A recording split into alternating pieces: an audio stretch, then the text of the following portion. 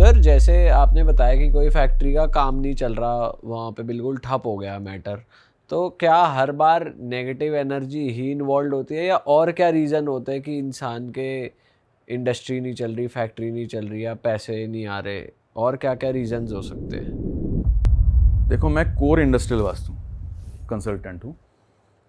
तो negative entity एक factor है उसका, ना चले कुछ। लेकिन जो वास्तुशास्त्र कहता है वो तो अपनी बात पूरी की पूरी कहता है। वास्तुशास्त्र का सिंपल सा रूल है, नॉर्थ, नॉर्थ ईस्ट और ईस्ट को हमें खाली रखना है। एक अच्छा द्वार, 32 द्वारों में एक अच्छा द्वार हमें ढूंढना है और उसको खोलना है। जैसे नॉर्थ में सोम बल्लाट मुख्य का द्वार अगर खुल जाए, जय जयकार करा देता है, अपार धन योजना है।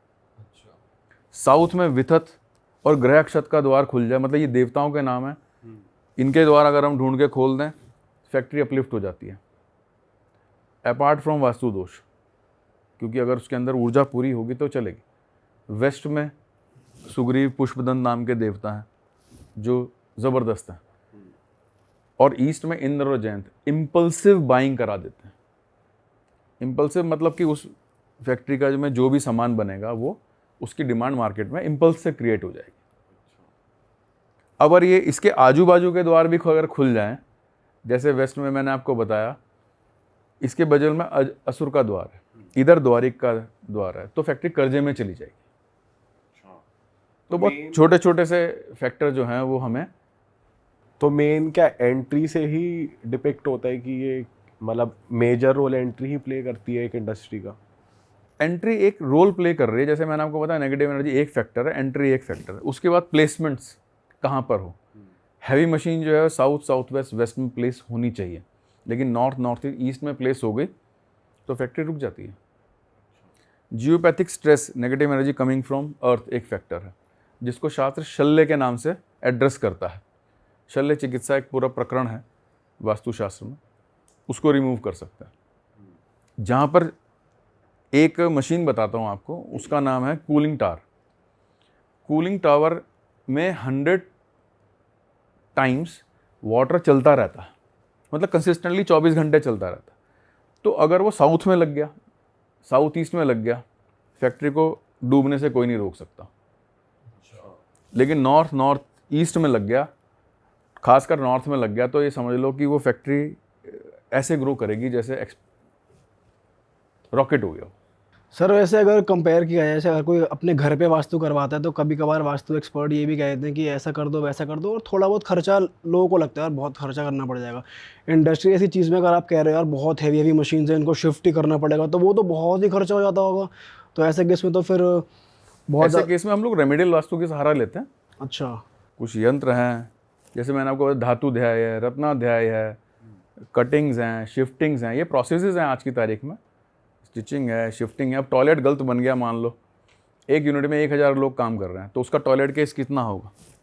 कम से कम 20 सीटें तो लगी होंगी ना, 10 लेडीज़ के लिए, जेंट्स के लिए जो टॉयलेट ब्लॉक बनेगा उसके अंदर। अब वो गलत बन गया, मैं कहूँ जी तोड़ के वहाँ बना दो, वहाँ पहले ही मशीन लगी हुई है, तो उसको हम ट्रीटमेंट के ऊपर ले जाते हैं। उसके रेमेडीज मतलब उस हिसाब से कर बट देते हैं ट्रीटमेंट उतना एक्यूरेट होता है?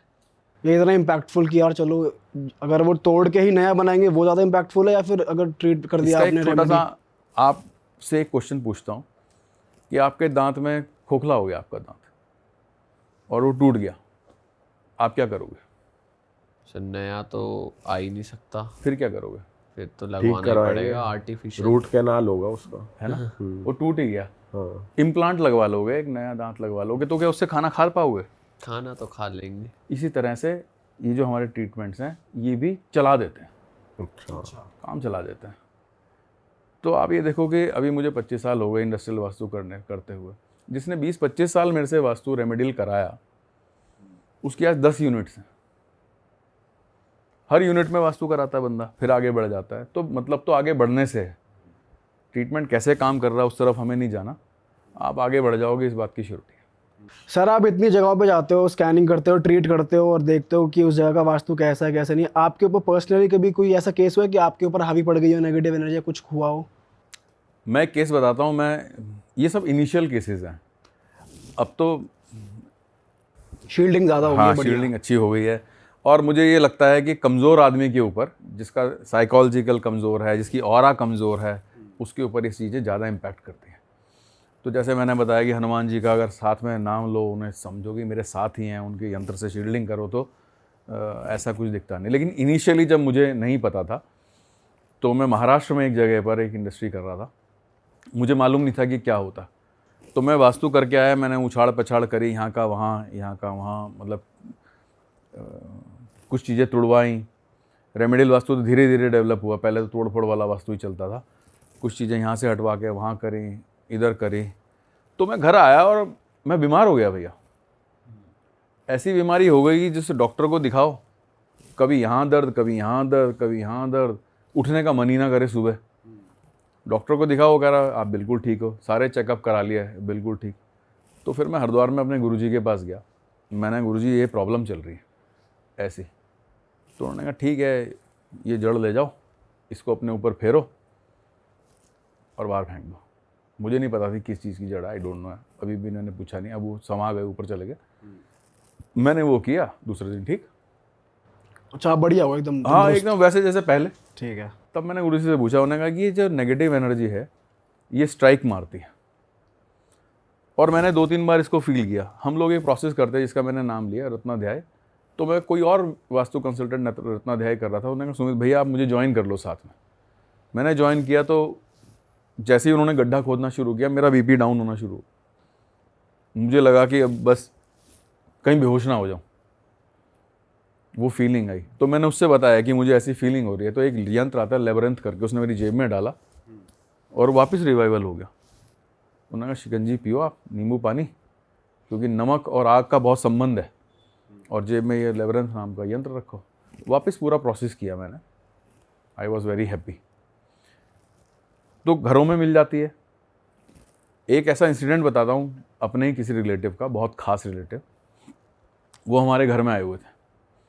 तो मेरा घर ऑफिस एक ही है। तो मैंने किसी का नेगेटिव एनर्जी का ट्रीटमेंट किया। उसमें हम लोग ऑरा क्लीनिंग का एक सिंपल सा प्रोसेस करते हैं और उसके बाद वो यंत्र में डाल के फ़ोटो शील्ड कर देते हैं। लेकिन गुरुजी ने कहा था कि इसको कभी रात को मत करना। लेकिन आपको पता है कि पैसे आते किसे बुरा लगता है। किसे बुरे लगते हैं ना। तो कोई बाहर से आया, उसने बहुत रिक्वेस्ट करी। शाम के 7 बज गए, मैंने कहा चलो कर देते हैं जो भी होगा। तो मैंने वो ऑरा क्लीन उनकी कर दी, शील्ड भी कर दिया, and he was very happy person. वो चला गया। जो रिलेटिव का बेटा आया हुआ था, रात को उसे ऐसा फील हुआ कि उसका किसी ने गला दबा दिया। हाँ, सफोकेटिंग हो गया। मतलब आपने ट्रीटमेंट किसी और का करा और अटैक किसी और पे हो गया। अटैक किसी और पे होगा। जैसे आप बता रहे थे ना कि किसी के ऊपर अटैक तो नहीं हो गया। ठीक है, कोई बात नहीं। सुबह वो बच्चा स्कूटर लेके जिम गया और उसका एक एक्सीडेंट हुआ जिसमें स्कूटर पूरा तबाह हो गया। बच्चा बच गया। हाँ, सेंट्रो गाड़ी ने उसे टक्कर मारी, वो गाड़ी के पार जाके गिरा और लोगों ने उसे घेर लिया। फिर उसने फ़ोन किया किसी का लेके कि मुझे ऐसी समस्या हो गई है, आप आओ। मैं गया, उसको रेस्क्यू किया। तो अचानक सब लोग वहाँ से चले गए जो उसको घेर के बैठे हुए थे, और मैं उसको घर लेकर आया। फिर मैंने उसका पूछा ऐसा क्या हुआ, तो उसने कहा जी मुझे रात को ऐसी ऐसी दिक्कत हुई, बहुत सफोकेशन हो गई, ऐसा लगा किसी ने मेरा गला दबा दिया हो। तो मैंने उसकी फिर वापस वाइपिंग करी, गंगा जी में नहलाया उसको, क्योंकि गंगा जी तो सब मुक्त कर देती हैं हर एक उससे।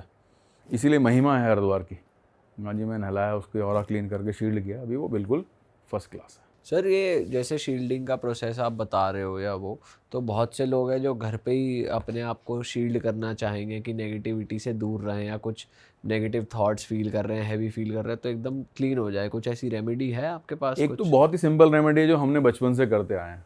आप किसी सियाने व्यक्ति से कहो कि मेरी सिंपल नज़र उतार दे, और उतारनी है वो रुई की बत्ती और सरसों के तेल से उसको जला पहले उतार दे और उसको बर्न कर दे।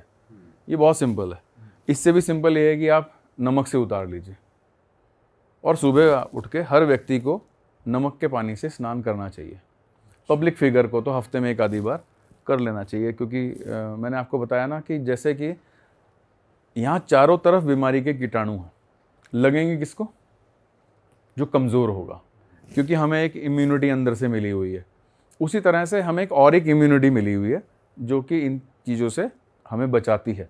जब वो ख़राब हो जाती है तो हमें उस तरह की प्रॉब्लम्स, उपद्रव होने शुरू हो जाते हैं। तो salt is a very good method, medium, salt is very good medium, जिससे कि वो क्लीन हो जाए। तो ये तो सबको करना ही चाहिए ईजीली।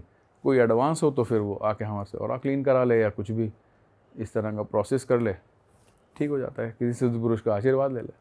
सर ये वैसे बहुत बेसिक और कॉमन रेमेडीज ही है, ये बहुत सुना है लोगों ने। मैं चाहता हूँ आप कुछ और बताओ, क्योंकि सॉल्ट वाटर बात हो गया, फिर जो आपने बताया नजर उतारने वाला, ये चलता ही आ रहा है इतने सदियों से। कुछ और आप बताओ हमारी ऑडियंस के लिए, अगर कुछ बता सकते हो बढ़िया। फिर मैं आपको एक स्मॉल जागर का प्रोसेस बताता हूँ कि अगर ऐसा कुछ हो जाए तो आपने कटोरे लेने पर्सनल, अगर आपको पर्सनली दिक्कत है तो आपने कुछ मिट्टी के कटोरे ले लीजिए और 5 ले लीजिए, नॉर्थ साउथ ईस्ट वेस्ट में, बीच में बैठ जाओ आसन लगा के और उसमें कपूर बर्न कर लीजिए और सिर के ऊपर एक गीला कपड़ा रख के किसी से कहिए कि एक कटोरा मेरे सर पे रख दे। अच्छा। और बैठ के जय हनुमान जी का जप करें, मन में भावना करें कि जितनी भी नेगेटिव एनर्जी है वो सारी की सारी इनमें बर्न हो गई।